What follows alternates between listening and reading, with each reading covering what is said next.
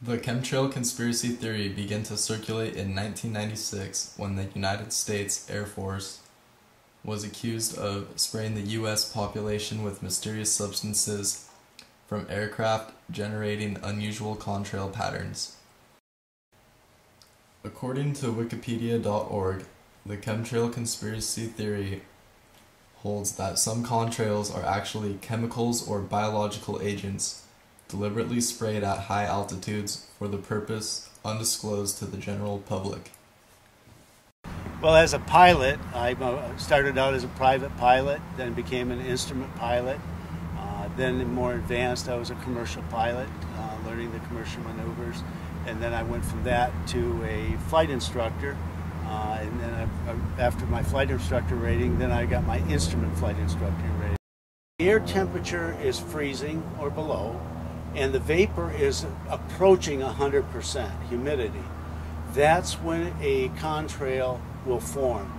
And so when the plane is at that altitude, the air coming into the engine is just below 100% humidity, and then as it's compressed, as it goes through the engine cycle and the exhaust cycle, it comes out at 100% humidity.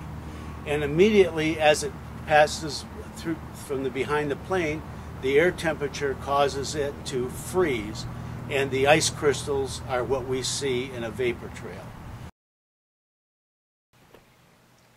Notice how quickly the contrail disappears, while in the background, a large chemtrail stays in the sky as it continues to spread out. Sometimes chemtrails appear to be broken in two. I believe that this is the result of switching chemical tanks inside of the airplane. There are three main theories regarding why chemtrails are being sprayed. These theories include military weapons testing, chemical population control, and global warming mitigation measures.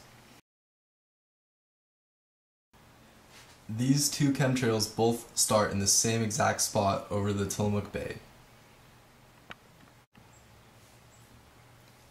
I have noticed that chemtrails tend to start as the plane reaches a city center, and then the chemtrail stops as the plane flies on to the next city.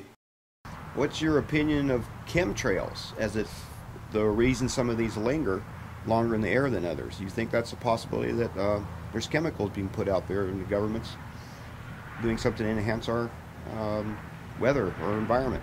As you ask that question, my thinking is that there's another, if you were going to attempt to do that, there would be other means that would be easier to do that with.